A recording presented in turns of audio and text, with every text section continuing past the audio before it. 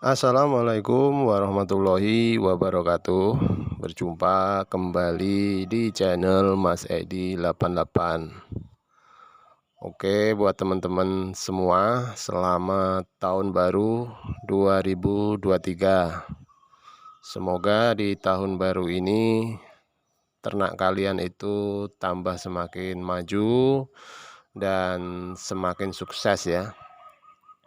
Oke, di video kali ini saya akan membahas mengenai kesalahan yang sering dilakukan oleh peternak.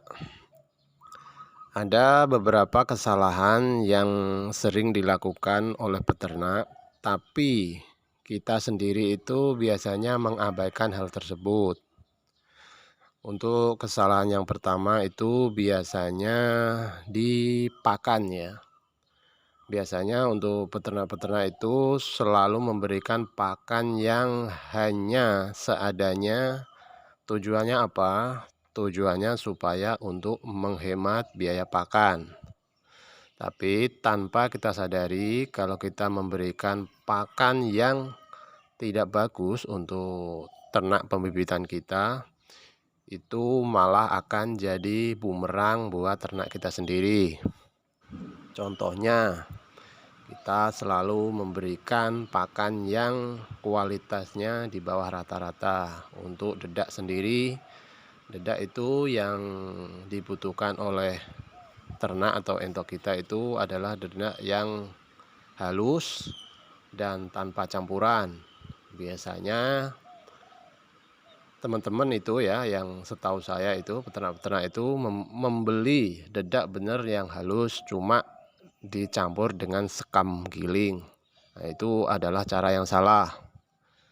Terus memberikan terlalu banyak pakan alternatif ya. Maksudnya itu porsinya itu banyak pakan alternatifnya. Contoh seperti daun-daunan, terus gedebok pisang apa, itu sebenarnya bagus, tapi porsinya harus memang betul-betul kita ketahui. Cuma kadang-kadang itu malah pakan alternatif itu yang porsinya itu lebih banyak. Misal kita berikan dedak sedikit, nasi aking sedikit, tapi porsi dari pakan alternatifnya itu yang lebih banyak. Jadi itu sebenarnya juga cara yang salah. Sebenarnya harus balance ya. Untuk memberikan pakan-pakan alternatif itu harus balance. Ya, memang kita harus perlu berikan tiap hari. Cuma porsinya itu jangan melebihi dari porsi pakan utama. Seperti itu. Pakan utama yaitu yang sering saya jelaskan di video atau konten-konten saya sebelumnya, itu adalah dedak halus yang langsung dari penggilingan padi. Pokoknya dedak ori dan halus, terus nasi aking, itu saja. Selebihnya untuk menunjang dari produktivitas telur ternak kita itu kita wajib memberikan pakan-pakan tambahan seperti ini, pakan pabrikan ya, seperti sentrat petelur, terus EM4 itu yang biasanya saya berikan di ternak-ternak saya. Terus kalau perlu kita belikan turbo. Nah, itu tiga faktor itu saja, tiga bahan itu saja. Terus lainnya kita bisa campur. Itu ya seperti pakan-pakan alternatif, tapi ingat porsinya jangan melebihi dari porsi pakan utamanya. Misalnya kalau kita berikan dedak 1 kilo, ya pakan-pakan alternatifnya itu jangan melebihi 1 kilo, bisa di bawah 1 kilo atau setengah kilo. Jadi seperti itu caranya. Kalau Anda menerapkan hal tersebut, pasti saya jaminlah kalau entok-entoknya itu sudah bagus, kriterianya dari indukannya itu sudah bagus, rajin ngawin, terus indukan betinanya juga sudah berumur, saya yakin produktivitasnya kalau Anda berikan pakan-pakan yang seperti saya jelaskan pasti akan cepat bertelur. Intinya dari ternak sistem pembibitan itu adalah di lancar atau tidaknya produksi telur tersebut. Kalau produksi telur lancar dan fertil, otomatis kan kita tiap bulan bisa panen. Tapi kalau kita itu produksi telurnya macet, kita berikan pakan tiap hari, tapi produksi telurnya macet, ya kita yang rugi. Jadi intinya kita itu bisa supaya tidak rugi, kita harus memaksimalkan produksi telur dari ternak kita. Karena kalau ternak kita bertelur, otomatis kita dapat untung. Jadi untuk kualitas pakan itu memang harus betul-betul diperhatikan ya.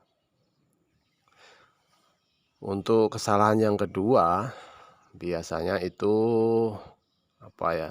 Kita salah memilih indukan. Indukan yang bagus itu yang seperti yang sudah saya jelaskan itu.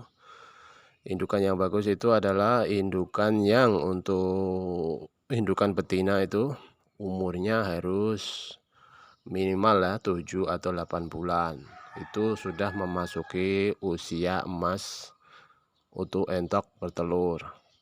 Dan untuk pejantan atau ngos, kita ambil kisaran umur di sekitar 1 tahunan. Yaitu usia-usia yang menurut saya paling bagus lah untuk entok itu diternak. Jangan kita membeli indukan itu yang usianya masih muda. Terus jangan kita membeli indukan walaupun murah lah, usianya malah lebih tua. Jadi sebenarnya kita itu kan kepengen ternak itu mau untung kan, tapi kita harus perhatikan masalah-masalah tersebut. Kalau kita merawat ya entok itu dari muda, kita memberikan makan tiap hari tapi tidak produksi, ya sama juga. Kita mending beli yang memang betul-betul sudah siap produksi, terus kita pelihara, kita kasih makan yang seperti saya jelaskan tersebut, pasti nggak lama akan bertelur. Saya jamin lah kalau kriterianya sudah dapet, terus pakannya itu seperti yang saya jelaskan, insya Allah nggak lama pasti bertelur entok tersebut.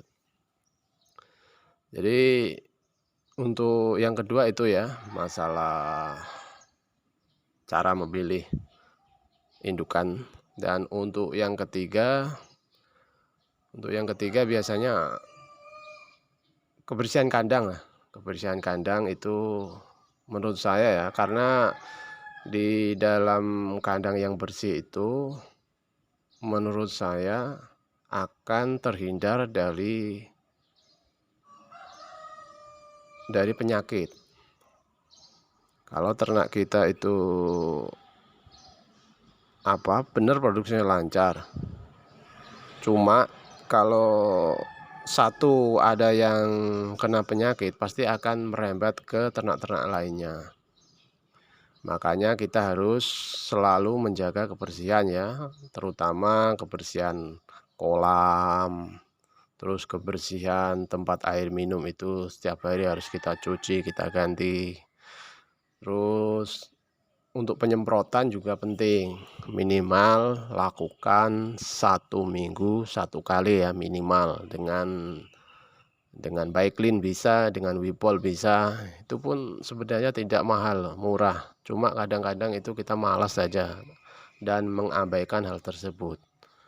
Lebih baik itu kita mencegah ya daripada mengobati, karena kalau sudah kena ya itu sudah tanda-tanda kalau sudah kena. Ada yang kena penyakit satu, misal kena MB, itu sudah susah, mau diakalin pakai apapun susah teman-teman. Jadi menurut saya hanya itu yang bisa saya sampaikan di video kali ini, mudah-mudahan bermanfaat. Dan untuk teman-teman jangan lupa dukung terus channel ini supaya kedepannya terus berkembang dan selalu memberikan informasi yang bermanfaat bagi teman-teman semua. Akhir kata, wassalamualaikum warahmatullahi wabarakatuh.